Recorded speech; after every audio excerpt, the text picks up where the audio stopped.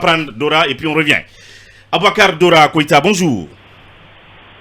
Bonjour mon cher Ouri, bonjour à vos milliers d'auditeurs. Bienvenue dans cette émission. Vous avez donc sans doute entendu la prise de parole de Macky Sall et puis il y a quand même cette rencontre des chefs d'État de la CEDEAO qui donc se pointe à l'horizon pour le 4. Déjà, la sortie de Macky, qu'est-ce que vous appréhendez derrière cette sortie de Macky? Merci beaucoup, merci pour l'opportunité. Je pense qu'il faut rappeler que le sommet extraordinaire des chefs d'État qui est prévu le samedi prochain, le 4 juin précisément à Accra, sera consacré essentiellement sur la situation au Mali, au Burkina et dans notre pays, la Guinée. Et ce qui est vrai que les observateurs s'accordent aujourd'hui sur la nécessité de ce sommet.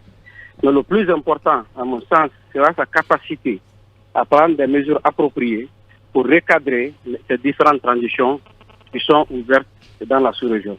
Et surtout, ce qu'il faut prendre en compte, ne l'oublions d'ailleurs pas, la CEDEAO elle-même, vous l'avez rappelé dans vos communications, la CEDEAO elle-même est à la croisée des chemins.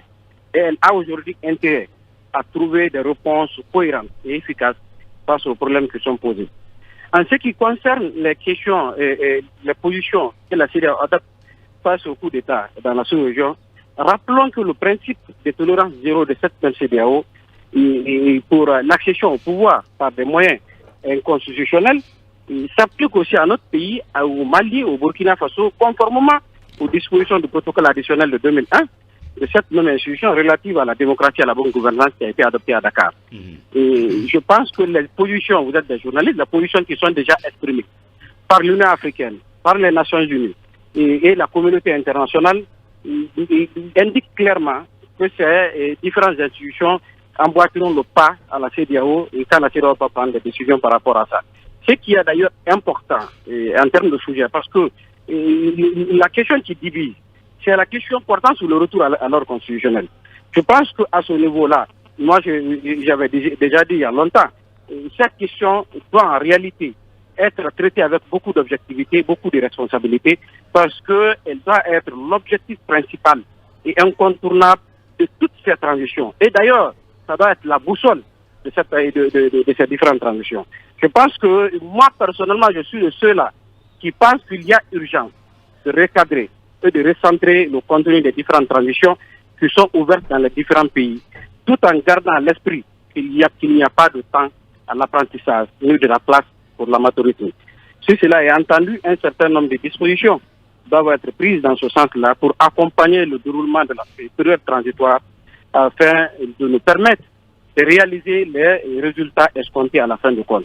Parmi, on peut citer un certain nombre d'éléments qu'il faut forcément prendre en compte pour nous permettre aujourd'hui d'avoir des transitions réussies. Vous avez par exemple, vous l'avez évoqué dans vos commentaires, nous devons aujourd'hui éliminer des élans populistes et démagogiques à travers des actions d'éclat et ponctuelles qui en réalité ne produisent pas d'impact positif pour notre pays. Je pense que les différentes transitions, et précisément la transition guinéenne, doit vraiment s'en débarrasser complètement de ces genres d'actions. Et nous devons, en réalité, les autorités, bien sûr, adopter un langage bien soigné.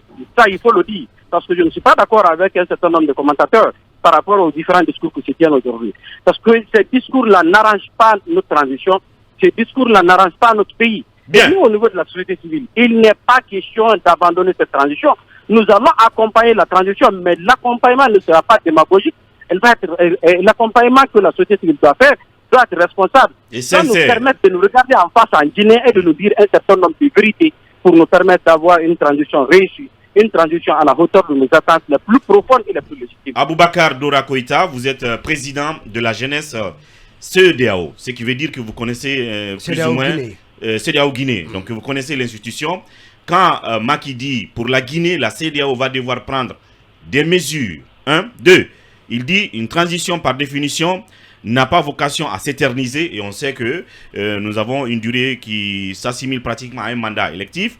Et puis, ne serait-ce que ces deux passages-là, est-ce que ça veut dire que des sanctions sont à imaginer pour le 4 juin, connaissant donc l'institution?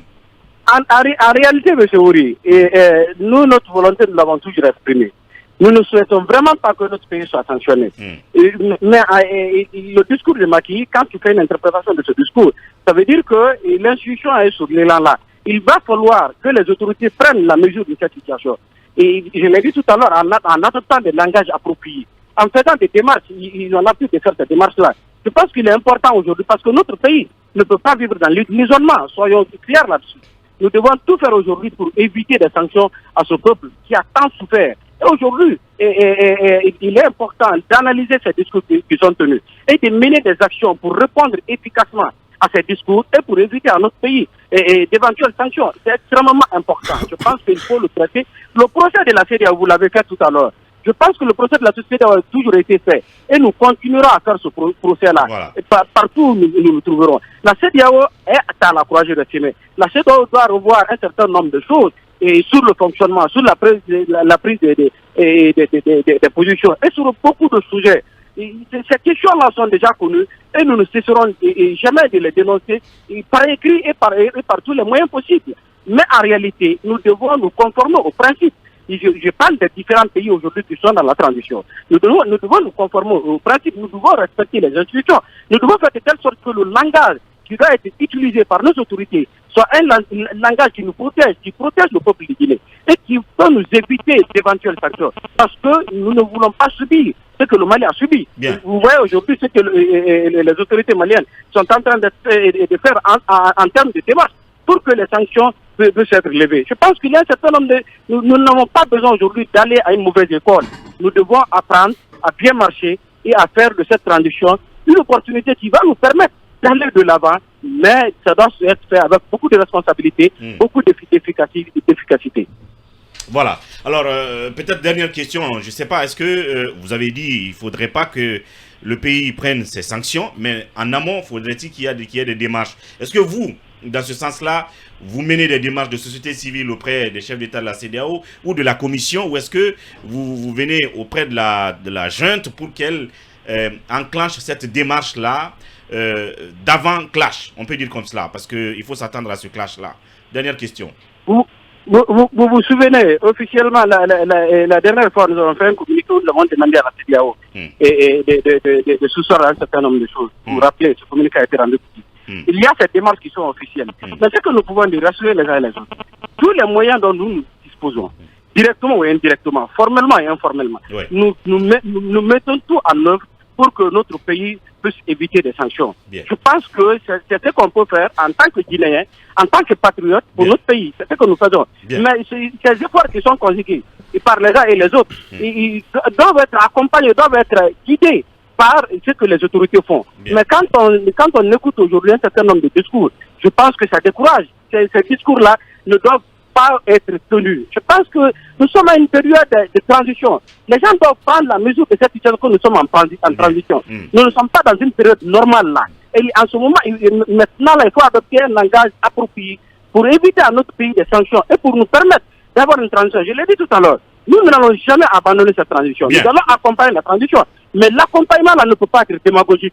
Il faut que l'accompagnement là soit responsable, qui va nous permettre de nous dire la vérité et qu'à la fin de compte, seul le peuple de Guinée peut sortir gagnant de cette transition. Aboubacar Doura Koïta, président de la jeunesse CEDEAO Guinée. Merci pour cette intervention, Aboubacar, et bonne journée.